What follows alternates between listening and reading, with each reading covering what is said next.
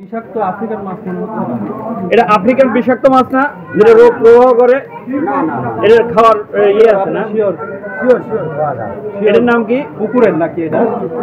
কোন পুকুরে? করে পালে মাগুর। মাগুর কোন পুকুর ভাই? তাও জানি না, আমরা আরো আর কোন আড়ত থেকে কিনছেন? কোন আড়ত? সাতপুর আড়ত থেকে কিনছেন? কোন কোন ব্যাপারী বিক্রি করছে? এই বাড়িতে আরো তো তুলে ভিড় আড়তে কেনেন নাই আপনি? কোন ঘরে কিনছেন আপনি মাছটা? আড়তের কাগজ নাই ভাই ভাই নাকি আড়তের নাম বলেন।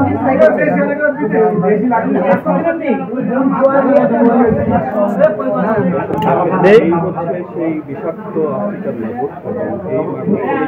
দেখি দর্শক, এই বিষাক্ত মাগুর মাছ যেটা নাম লিখে দেন। দেখি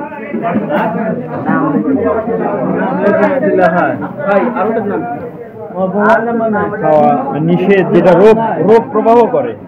এই মাছ রোগ প্রবাহ করে, মানুষের শরীরে গিয়ে বিভিন্ন ধরনের রোগ জন্ম দেয় এবং প্রবাহ করে। সেই মাগুর মাছ কিন্তু নাজিরপুর বাজারে ওপেন বিক্রি হচ্ছে।